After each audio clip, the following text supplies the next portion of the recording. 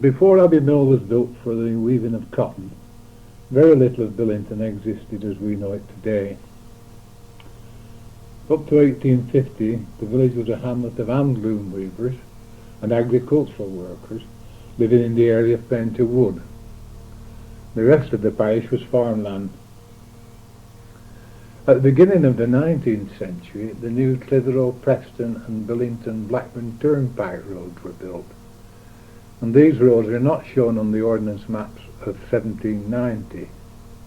The gentle incline of the A666 to Blackburn persuaded the Blackburn Bolton Railway Company when in 1850 they decided to extend their line and operations to Clitheroe, that the new track should closely follow the route of the turnpike.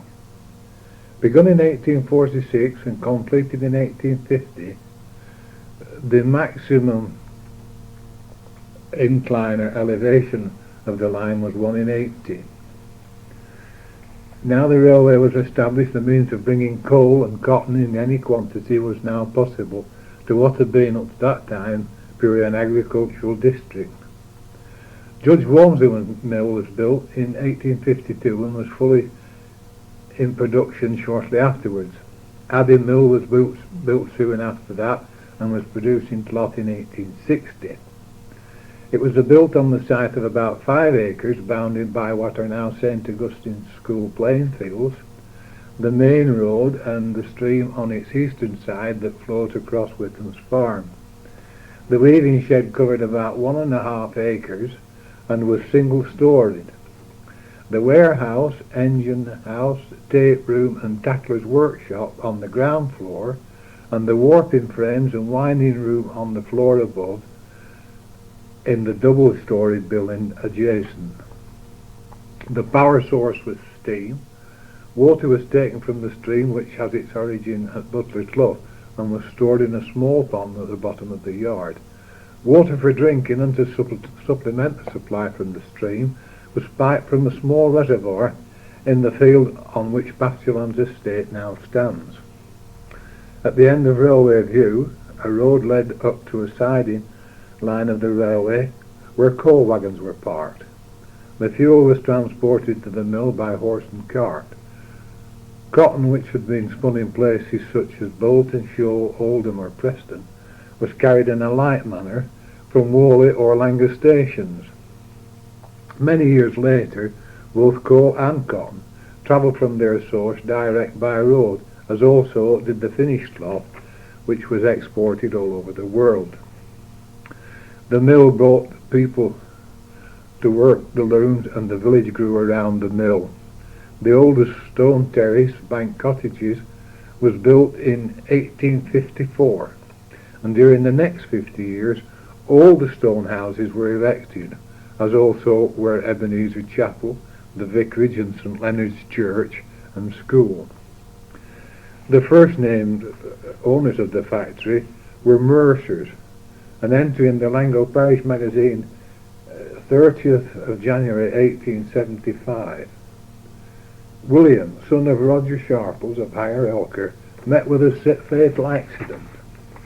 He was employed by Messrs Mercers and Company, cotton manufacturers, as a carter.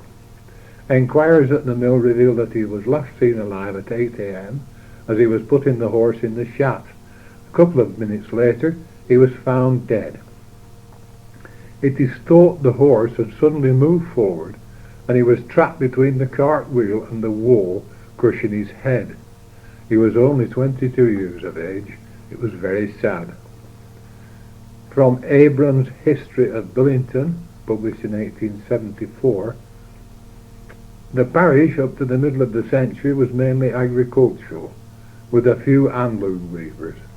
But now, in 1873, there are 3 small cotton mills busily engaged. From the deeds of Warwick House, Billington, in 1874, indenture between Henry Petrie of the Duncan Elsh estate in the county of Lancashire, Esquire, in the first part, and Edward Mercer Whip, James Mercer Whip, John Thomas Whip, and William Whip, all of Billington in the county of Lancashire cotton manufacturers. Well, the Whips seem to be the obvious descendants of the Mercers, and whether they built the house for their family, who for their manager, Thomas Worley, who came the next owner of the mill, is not clear. But Mr. Worley, who was treasurer of the first parish council from 1894 and died in office in 1903, occupied the house when he died. His daughter survived him and lived on there unmarried until she died about 1928 or 30, well into her 90s. As a small boy, I remember, she used to venture out on the hottest day in June, carrying a parasol and wearing a bonnet and a long black dress or coat and high laced up boots. And we kids used to run home shouting, "Miss Wall is coming, Miss Wall is coming," and all the household came out to greet her. She would nod or tilt her parasol like a queen to her subjects. And apart from these rare excursions, all we ever saw of her was her face at a window. After Thomas Worley died, the factory was acquired by John Green, the son-in-law of Solomon Longworth of Judge Walmsley Mill.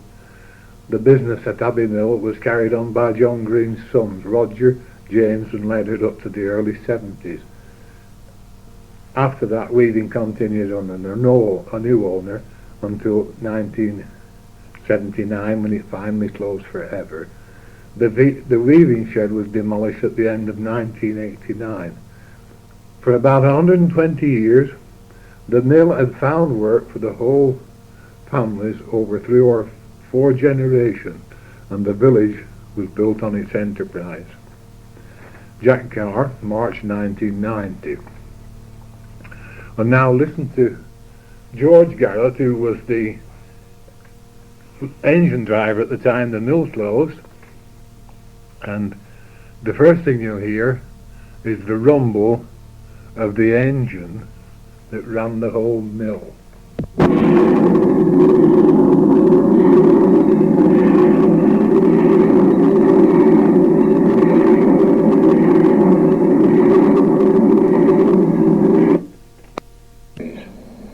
Now, going back to the old days, there would be boys coming in normally to do a job.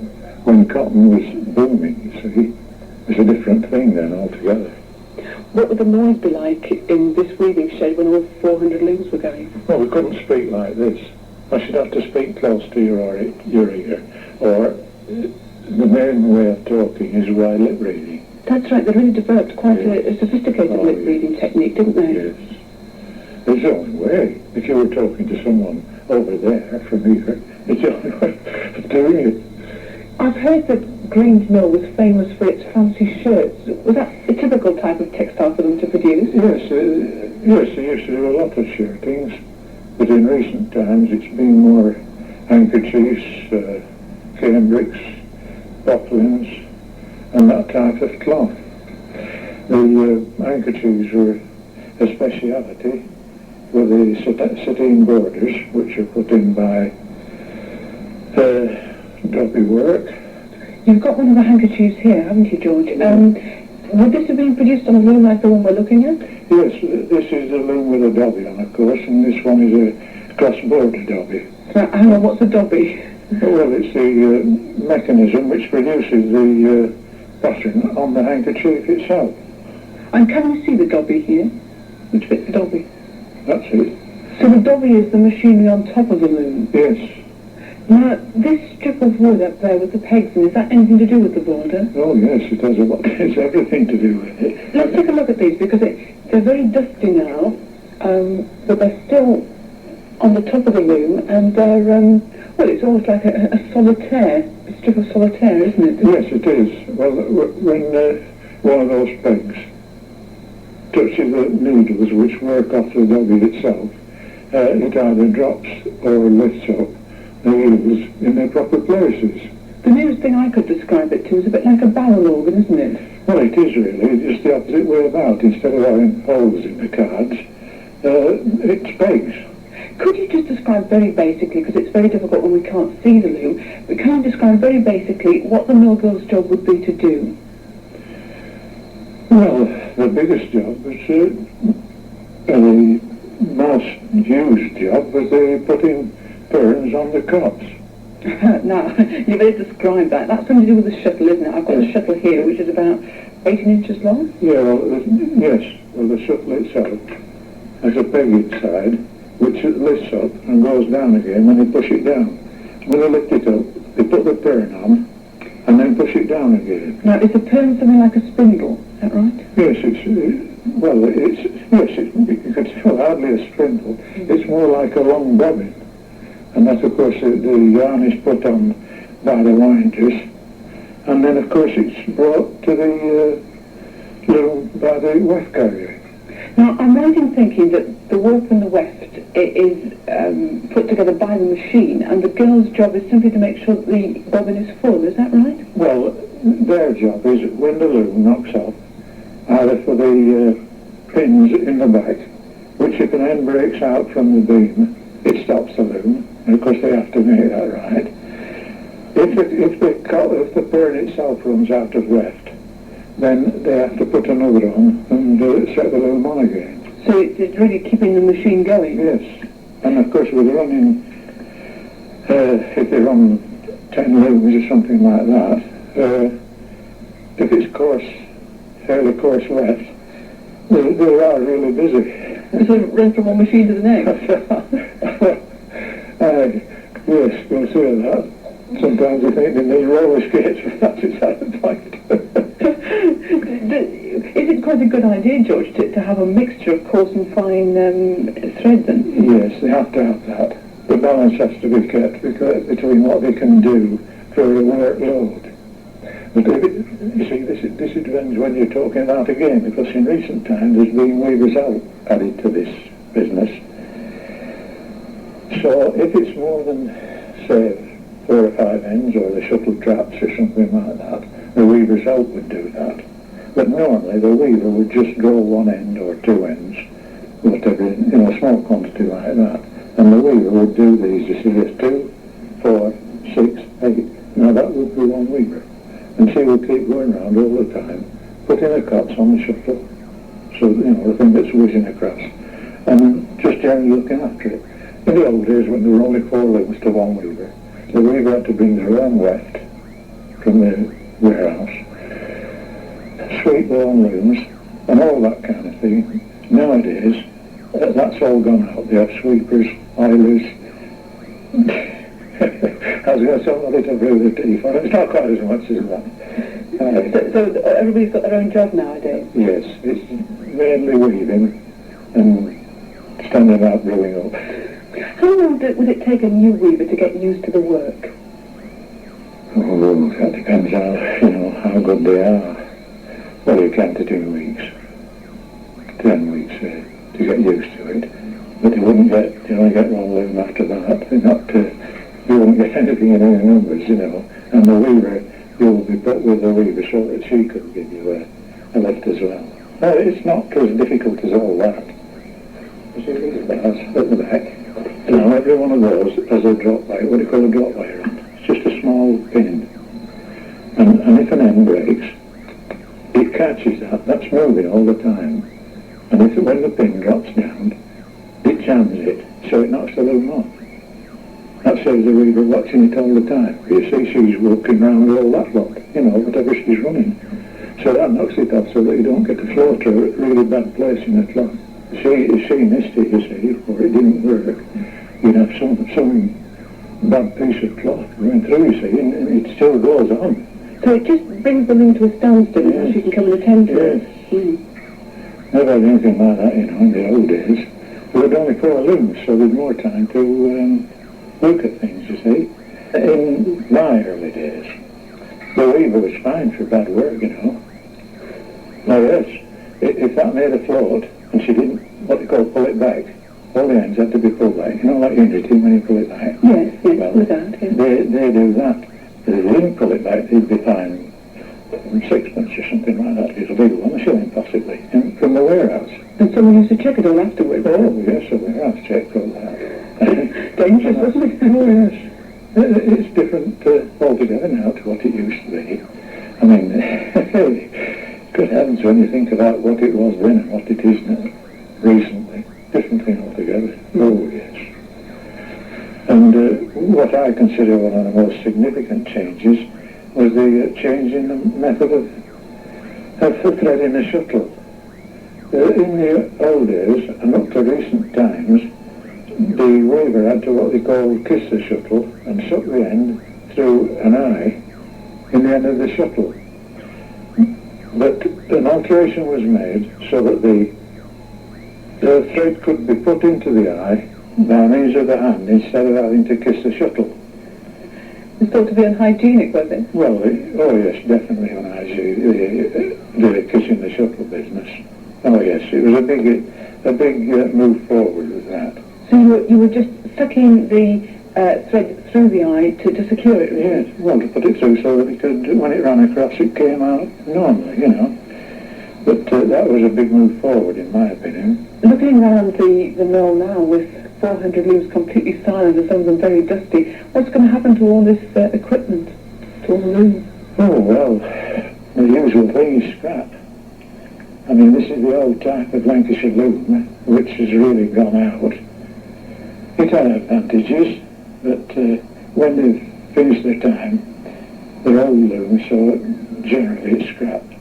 If we could just briefly explain to you, George, how the looms are worked from the engine room. Now, the engine room is a bit above us, and I think we can see where it is from the cage holding the wheel from the engine. Is that right up there? Right of us.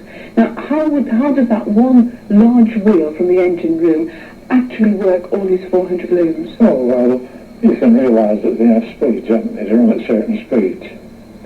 Well, the engine is geared 3 to 1. So these are running 3 times roughly as fast as the engine. They're faster than the engine. So it comes into the main shaft from the pinion, which is on this side of the wall, obviously. And then the drives for the cross shafts are taken off by bevel wheels. So the main shaft is one way and the cross shafts are the other way. And they're running at roughly 3 times the speed of the engine. And of course the loom is belt driven from pulleys on the cross shafts. Well, perhaps we would go up and take a look at the engine, which is powering all these, or would have powered all these 400 looms. It would.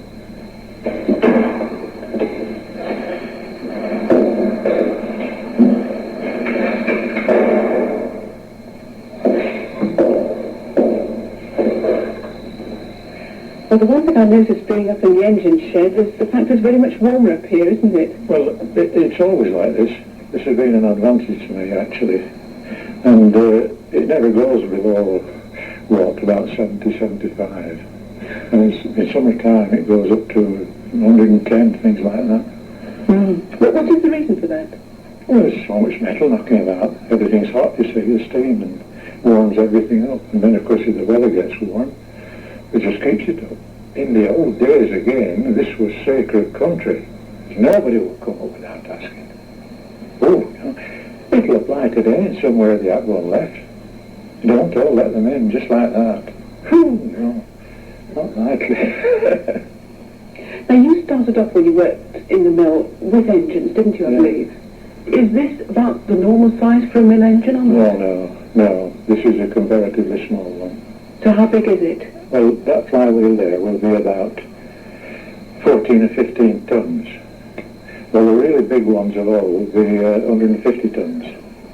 And anything up to 22 feet or so across. When would that one have been made? This one? Well, roughly speaking, about 1875. And it's one of the Yateses from Blackburn, actually. Cost Yates and Thomas when they closed down.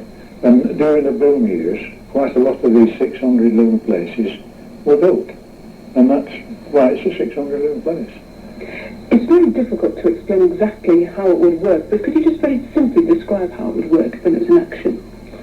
Well, of course it starts in the boiler. We worked at 100 pounds pressure. Well, when the steam comes in through the valve here, it goes into the high pressure cylinder, which is the smaller of the 2 cylinders. That's on the right-hand side here. That's the right-hand side. Well, you'll notice that one is smaller than the other. Well, the reason for that is, as the steam has done its job in this smaller cylinder, it goes through to the bigger cylinder.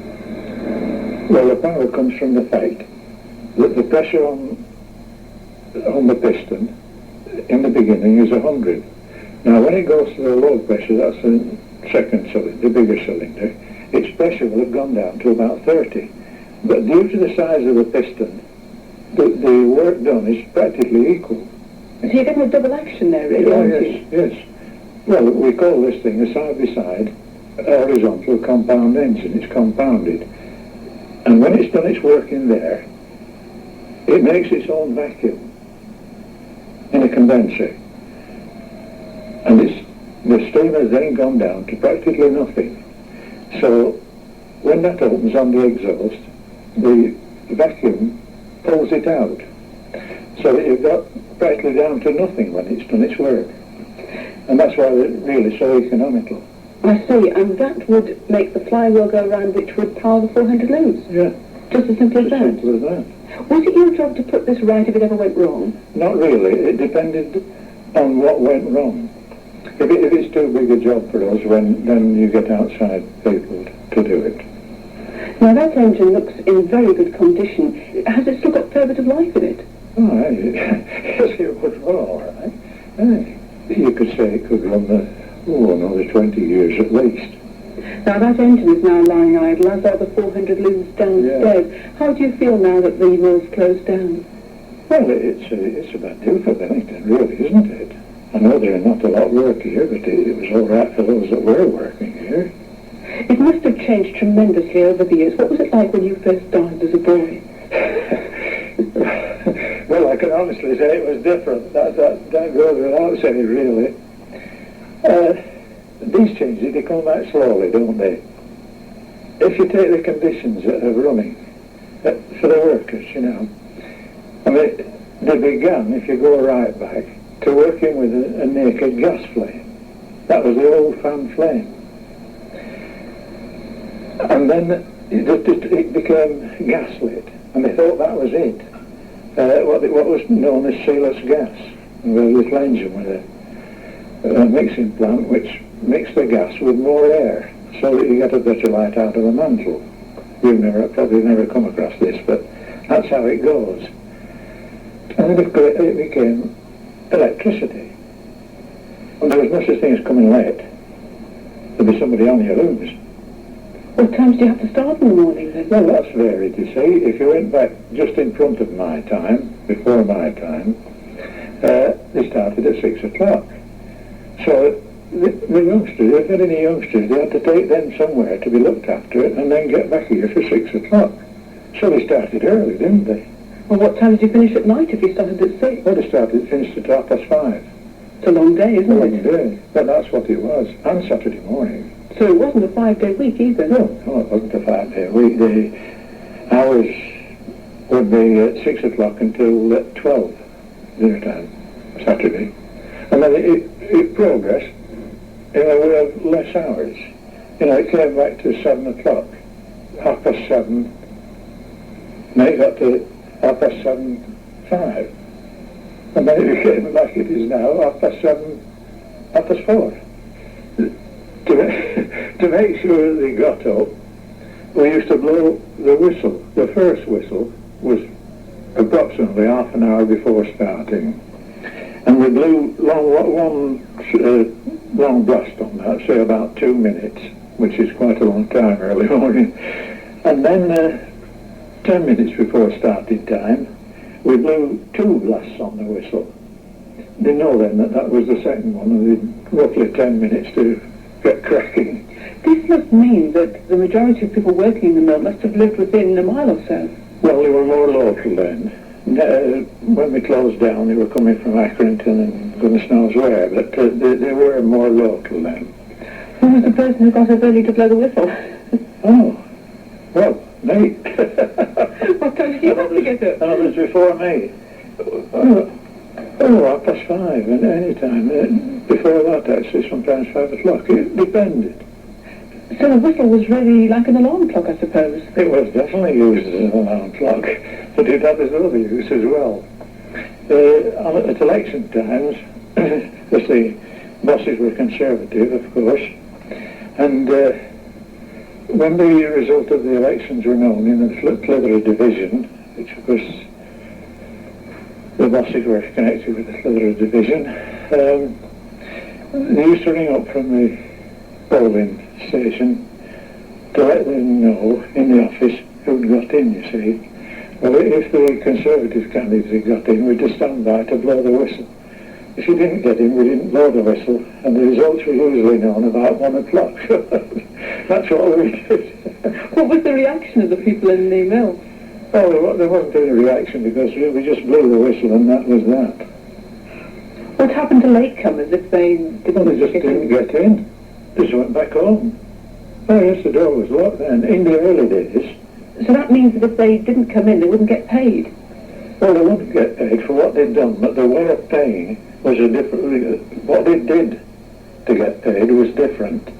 You see, in the old days, the piece of cloth, the length of, say, 40 yards, was called a piece.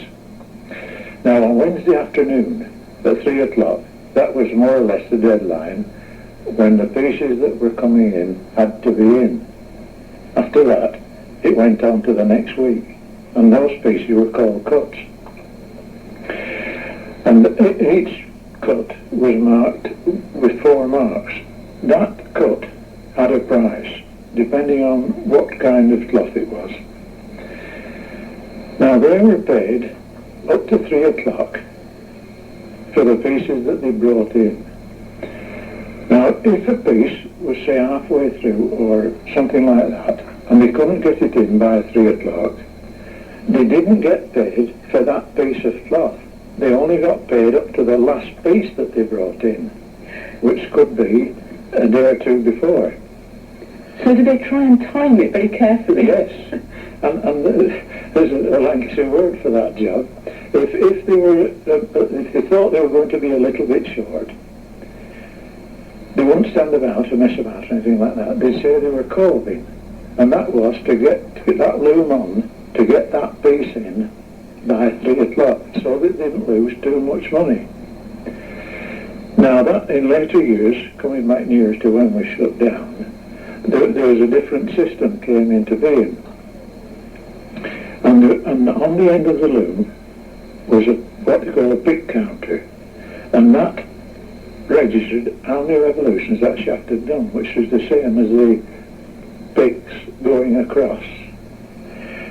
And it was a better system of paying because they got paid on the number of picks that they put on, not by the length of the cloth. To illustrate how strict they were in those times, going back, there was a tackler coming out one night, and he was going to catch an earlier bus. This is when they were strict. And the manager saw him coming out, and he said, "Where are you going, George?" He said, "I'm going to catch an earlier bus." Well, he said, "I'll tell you what I can do. I can either go back to the work, or I can go at the office and collect the cards when they're going past." He didn't mince his words? No, they didn't mince words. There was a system in operation which probably a lot of people have never heard about these days, and that was what they called half-timers. They would do half a day at work, practicing if you want to put it that way, and half a day at school. And by that system now they found out whether they liked it or they didn't. And of course any lad that wanted to get on with it, he moved up to what they call jobbing, and then on to tackling. What was jobbing? Well, jobbing was the intermediate between weaving and tackling. So he wasn't fully skilled. He'd wheel the beams in and do the odd jobs that the tackler sort of hadn't time to do, or he was learning the trade. One of your jobs was to be what they call a tenter. Now, a tenter is somebody who makes sure the equipment's working smoothly, is that right? Yeah. What would your job have been on a normal day at the mill?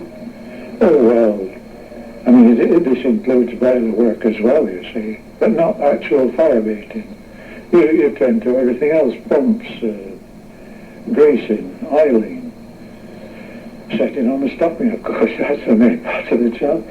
And there's a big difference today compared to what it was when I started in this business. The workers would be here until the engine stopped. The engine was the ruler of the time, but in recent times that's gone the other way about. The workers more or less fix their own times of coming and going, especially coming, and especially some of the winders. The engine had to start at a certain time and stop at a certain time. And the factory inspectors used to come round occasionally to see that those times were stuck too. If you ran 3 or 4 minutes overtime, it could incur a penalty of, say, £20 or something like that. So, I mean, it's been progressively an improvement. As an example, you know the Lurex thread, gold Lurex thread. Well, they didn't call it a gold Lurex thread then. It was just a gold thread on a little bobbin. And the weaver had actually to pay for that bobbin to use it. And then when they took the bobbin back, they got that back. It wasn't wasted.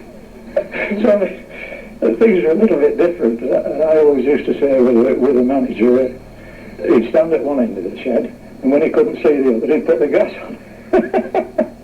And I mean, it was more or less like that. And they used to sweep the looms themselves, and because they all had to brush each then, you see. And I always used to say, if you'd had half a dozen bristles on, it would last another week. A bit more economical in those days. They were definitely more economical. It's got better as it's gone on until it's run out of getting rid of the cloth. How do you feel about finishing after 40 years with the mill closing down and not you retiring? Well, you feel sorry about it because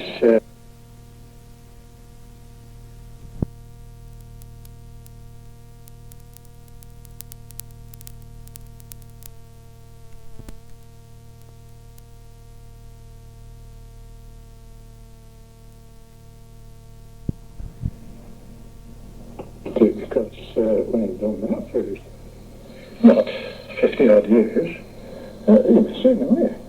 What are the things you're going to miss most about it? I don't know really. What you miss is just the general thing. You have a feeling for it. You know, it's part of you. You can't say any more about it. I mean, I've always been used to getting up at 5:30, 6 o'clock. And you can never tell when you're finished, you know. If anything goes wrong, it has to be put right for tomorrow. The wheels must go round. Oh yes, you've got to be dedicated.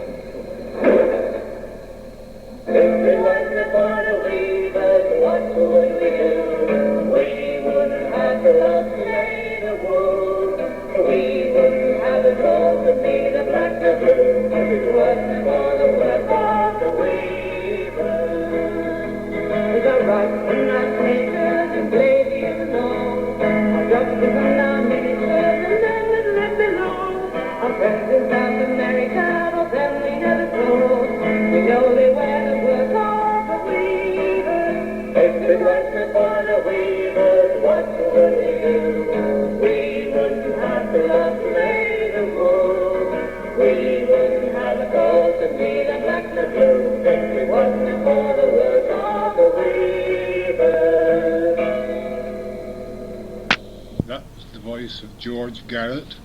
Now listen again to the sound of the engine.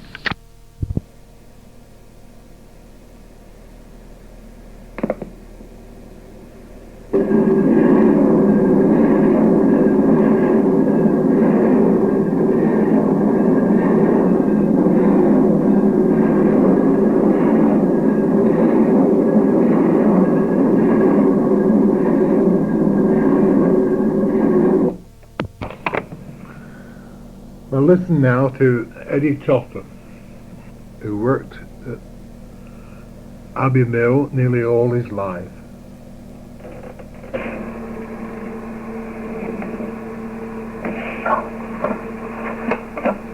Now then, Eddie, when did you start work at the mill? Easter Monday, 1924. And I started at warehouse at Abbey Mills. I could tell everybody's working there.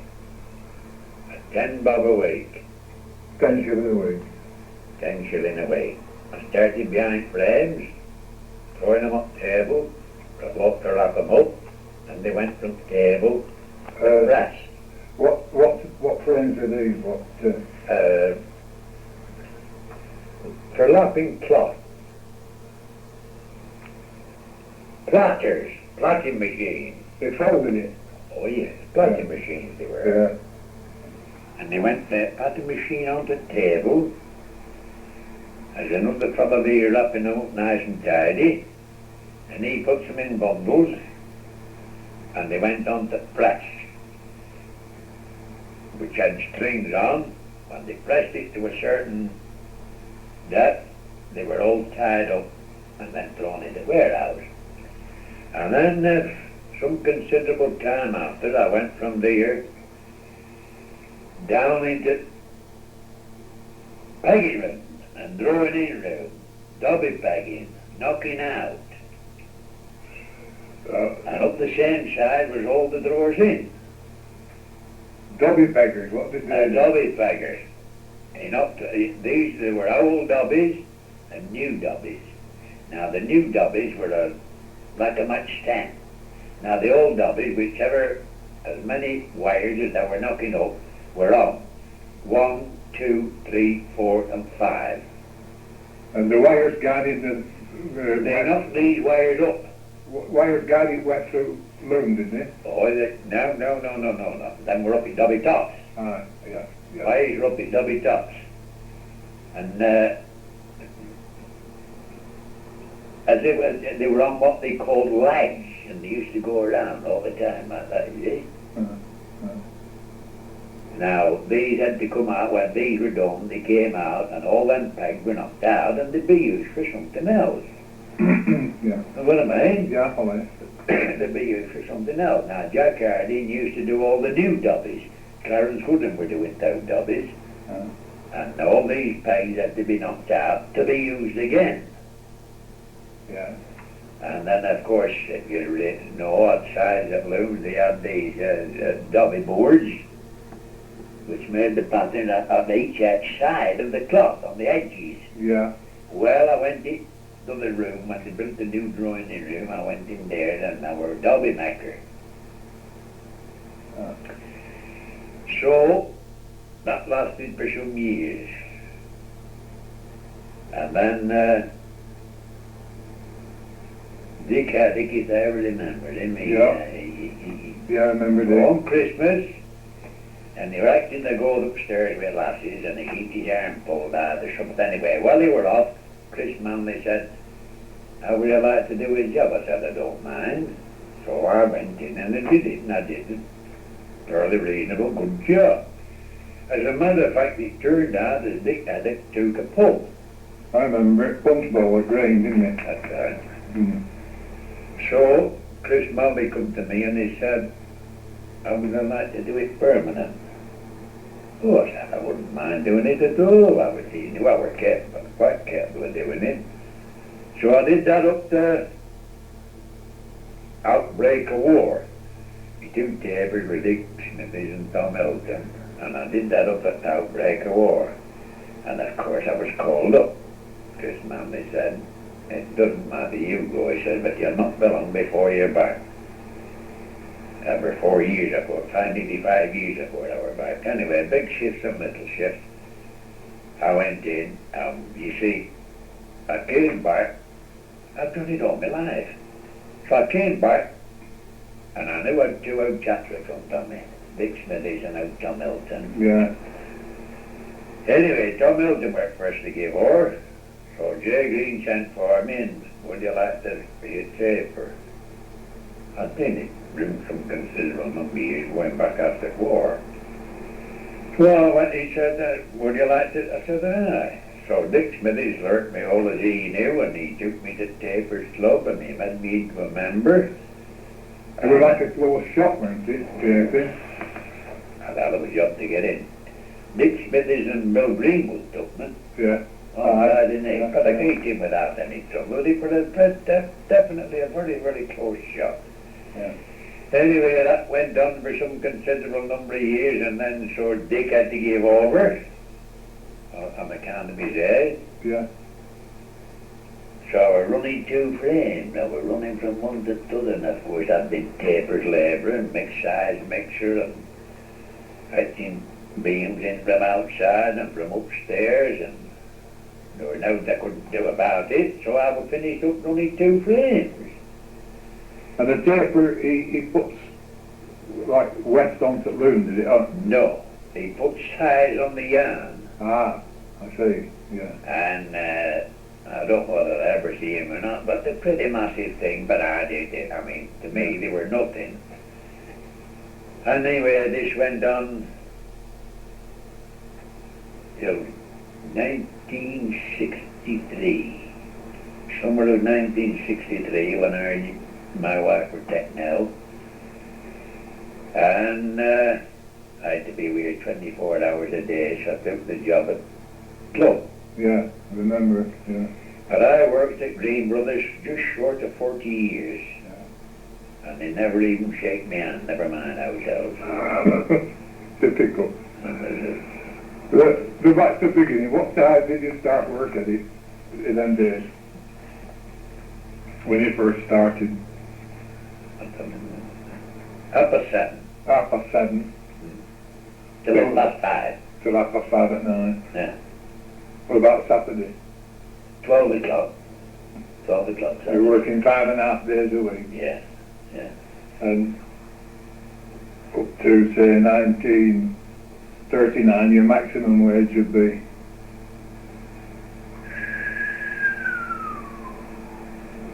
When I were taping? Well, 7 guineas. Yeah. 7 guineas. In 39? In 39. Yeah. Taping wage were 7 guineas. Yeah. And that's what I get when I come back home and went taping. Yes, after war. After the war. And I finished up. I had to leave, unfortunately, and when I'll never forget that day as I left Friday, I was coming on to the club so I could be with my 24 hours a day. And Jerry Green and Fred Manley, and then they're looking through the office windows. I walked up that yard and they never even waved at me. Oh, it's typical, isn't it? Eh? Typical. It's true, that, Jack. Yeah.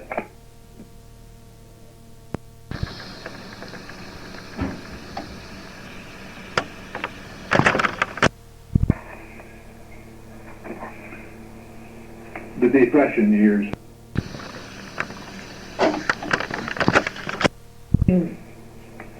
September 14th, 1920. That's not on, is it?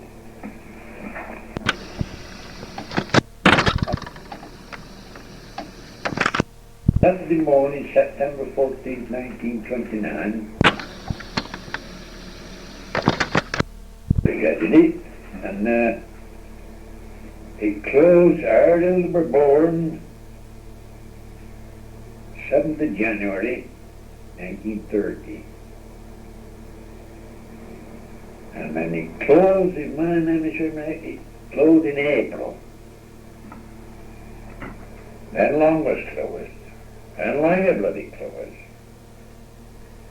Well, Langer was the first to open in 1934. But in the meantime, they put a new boiler in at Longwas, and I worked on that. Yeah. I remember that boiler coming. I worked on that, but not on the boiler. On the economizers, where they were drilling them out, you see. Yeah. Hell of a job with that. I forget what they called it now. Big fella work. Great, they were the greens up in Yorkshire somewhere. And of course I did a bit down road with Jock Brown. Yeah. When they were laying road for a wall at the Barra. Yeah. I did a bit on the here. I worked for Bill Garrat. Some happy day with Bill Garrat in fields. I remember one day I'd been up to Calder stores and we used to get a lot of their old lime. Yeah. For spreading, they used to sweeten mound. There was a fella talking to Bill up to the end up to then. And he come down to ask Bill how much you were paying. Bill said, no, it's passing his time on. That you were true. Anyway, big ships and little ships. They started Abbey Mill, they slowly started it. Connie Myers Award formed down. There were me, Jim Cotton, Ephraim Taylor, Jack Noel Fairlanger, Eddie it up, and Jack. I think Jim Cotton was one of the most wonderful men I've ever met in my life. Jim. And we worked together for 30 years nearly. You're a good engineer.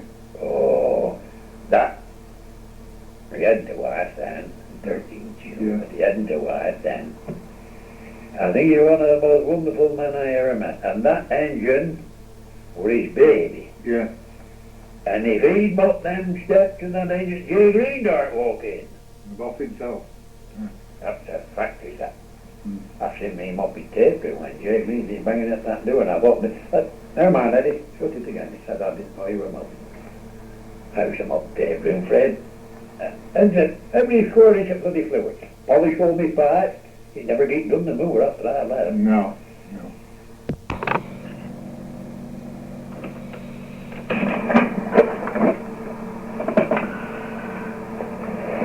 Mrs. Crowther has lived opposite the mill all her life, and their family were associated it for many years. How many years did the family serve the mill on? Well, my grandma worked there, my dad. I worked there for 49 years. We're putting in 100 years nearly between you. Yeah. Your grandma would be there at turn of the century. Yeah. I remember we had a weaver. Yes. And my mother as well. Yeah. When did you start? 1930. I worked about a month and then the mill's closed. You know, everything closed. Yeah. And then when Lang opened, I went up there. And then, of course, when that closed, I come back to Billington. Yeah. I worked there up to, after it finished. Who taught you to weave? My dad. Well, my dad and mother. Yeah. And how much money would you have? I didn't get anything to learn. Not for learning? No. Well, wage for about 26 shilling for 4 looms, when you got working full. But you wouldn't start on 4? No, I don't know. I can't remember what started. It won't be so much. You start on 2 looms and then progress. Yeah. I were only getting, I run 12 looms when I finished, and wages were, I think it was about £12, £13. That was in 1974, was it? Closed. No, it was 74 or 6 or something. When did it close? I was 63 anyway. It's 11 years since it closed. That's 79. 79, yeah. 79. So you had 4 rooms? Yeah, beginning. What sort of 12. What sort of fluff would you be weaving? Well, handkerchiefs, silks, dobbies, with 3-roomer dobbies. Yeah. And it was all local old trade, were it? Yeah, during war, the war for parachutes, fine. Yeah. Fine cloth. Before war, you know, the boys were aligned. Yeah. They used to weave a lot for India, didn't they, and Egypt. Yeah, it were mostly plain cloths and handkerchiefs. They were patterned squares. How many looms were there in the mill? Oh, I don't know. When I went to the mill, they were that close together, you couldn't get round by, you had to creep under belts. I remember going in and walking down one of the alleys and getting hit with a picking stick. Yeah. And jumping over and getting hit at the other side with another one on the other side. Yeah. There were that little room. Yeah. What would there be, 300 looms? Oh, that's so, yeah. That's four. And then they re-spaced and you could get through and back, but up to then, you couldn't get round back. No. You'd either go under where belts were. Yeah. But you couldn't do any other way. Right. A real danger. Oh, yeah. Yeah. Well, they said, you remember Arthur Greenwood on there? Yes. Well, they said he'd been round the belt. Belting, round shafting. Yeah, Amazing, isn't it?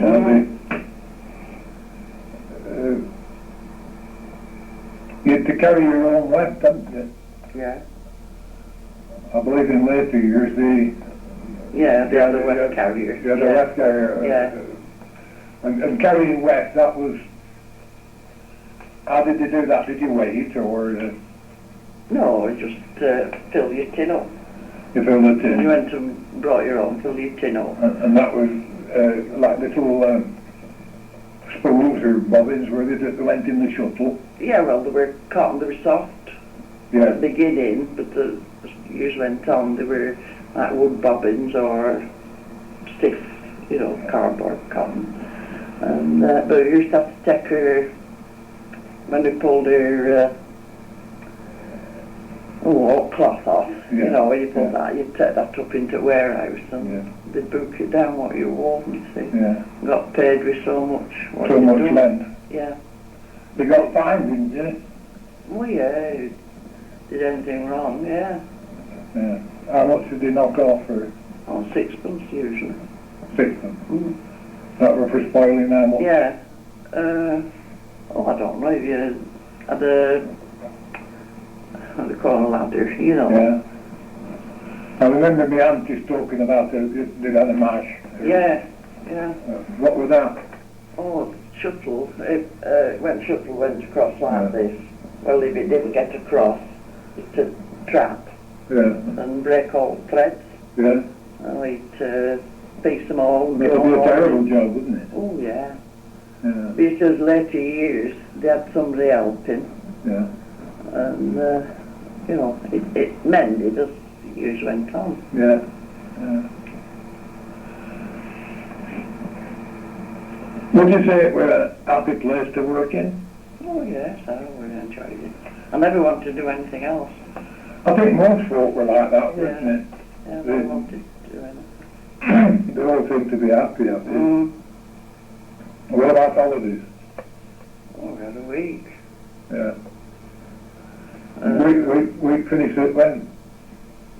Something, Like, I know in earlier days there was no such thing as finishing a Friday night, were there? No, oh no. And then they were all off to Blackpool. On train. Yeah.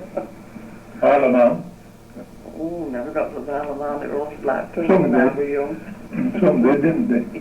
Yeah.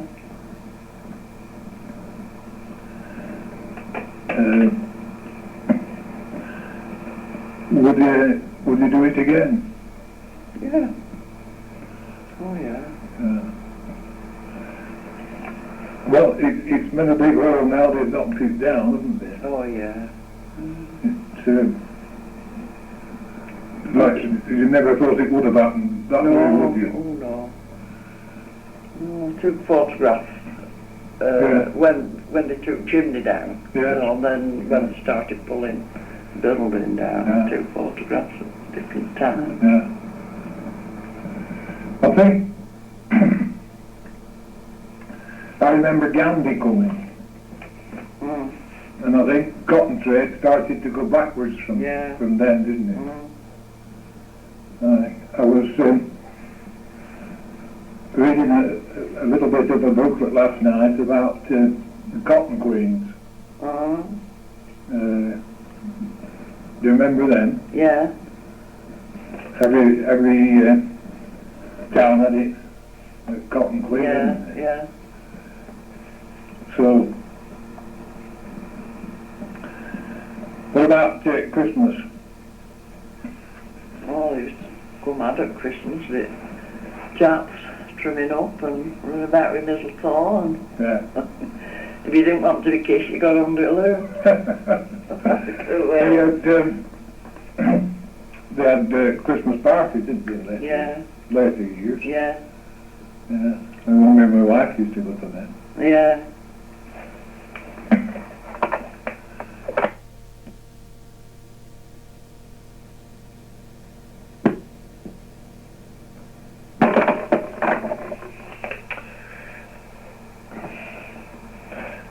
Now, what about the main man, the tackler? Oh, you get some crandons. Pardon? You to get some crandons. Did one coming? No, never did so bad. I think the oldest type were worse than what they were when we were there. What did they do, tacklers? What were their jobs? Well, if anything went wrong, sadly wrong, loom as you couldn't do, you had to bring tattlers. If anything broke, or picking stick come loose, or anything, you know, was there to screw up, you had to bring tattler. Yeah. Because they had the tools and we hadn't. How many weavers did they look after? How many? About 4 tattlers at mill, so there'd be Quite a few looms. couple of alleys each, I should say. Yeah. I think I read somewhere that the tacklers were asleep in their shed, that the bosses were happy. Yeah, they're waiting up. But if they were asleep, old looms were Running right, yeah. Yeah. There were lots of tacklers' tales, weren't there? About? Oh, yeah, yeah. Very good. John Hall, the one of my tattlers. Topham, what's it called? Young Topham. Oh yes, Eddie's lad. Yeah. Frank Topham. Yeah. It was about the last apprentice, wasn't it? Yeah. Yeah, but like youngest Topham. Yeah. They didn't, families didn't go into the mill after depression, did they? No. Not many, like they used to do. You'd have a hard time doing it for depression. With your dad and mother both working in the mill? Oh, yeah. Yeah, I was telling Vicar, we used to walk, went mills were closed, you know, they were on door. Of course, I couldn't draw anything. Yeah. And we used to walk to Blackburn once a week to go to pictures at Majestic for 6 months. Yeah. To walk up top roads, you know. Yeah. There's some sandwiches. Mm.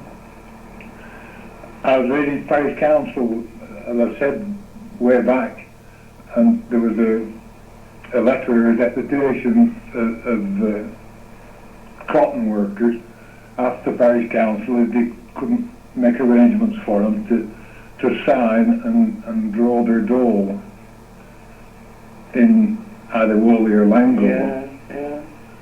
And can you remember what happened there? Well, I would never on dole a lot. You managed to keep going?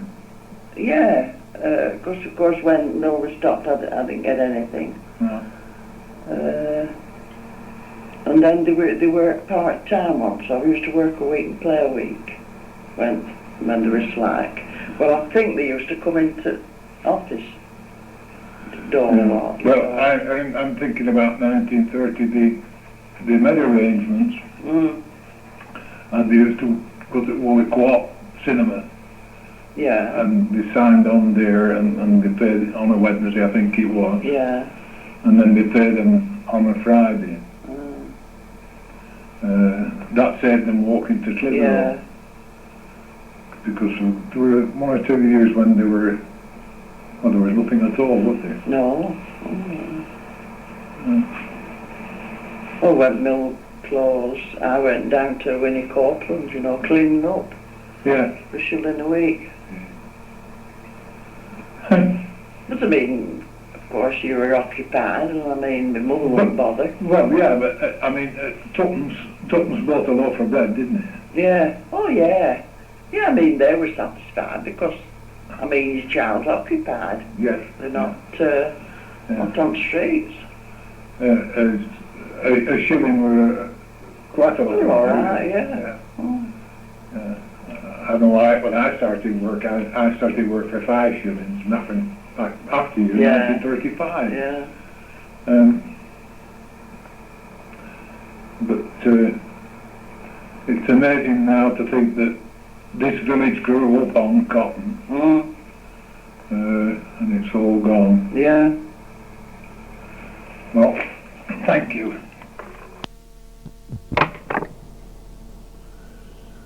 So there we are, the story of Abbey Mill from 1860 to 1980. 120 years, and generations of people worked there, and they had their ups and downs, especially during the early 30s. I remember the mill was stopped over 4 years. On a Friday afternoon, after it had been stopped over all that time, smoke started coming from the chimney, and I can remember women standing at the doors in Billington with tears in their eyes to see the smoke coming from the chimney again, because the factory was the bread and butter of the village. The people from Scotland are careful, and sea blue is said to be near, but the Lancashire spinners of cotton, they're prettiest best anywhere. They are, they're prettiest best anywhere. I know, 'cause I worked for Outer in Bond, keen as a razor were Joe, a champion spinner I'll grant you, but meanest out beggar I know. With Beckett he chewed all the daytime, on your son come any away. He saved every shred and he dried it, then smoked it all weekend they say. He did, he smoked it all weekend they say. Well, I got right fed up with his grabbing, so I said here's me notice I'll give, and I'll find someone that's in so stingy. My motto is live and let live. Stingy, he cried, fairly staggered, as though he did it with a gun. Started over it, poor young beggar, when I'm treated there like me own son. I am, I'm treated there like me own son. Ungrateful, I said, Argus talking, I've served me faithful and well, and the years since days I've started, as I've tipped me above to myself.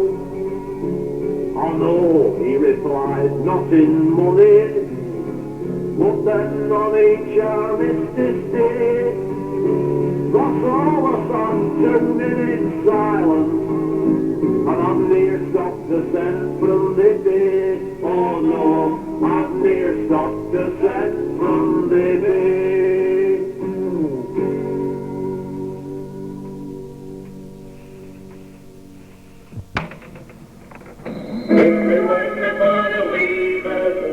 would we do? We wouldn't have to love play the wool. We wouldn't have the gold to be the black the blue. If it wasn't for the work of the weaver. There's a rights and our makers and blazing and all. Our doctors and our ministers and them that left alone. Our friends and family.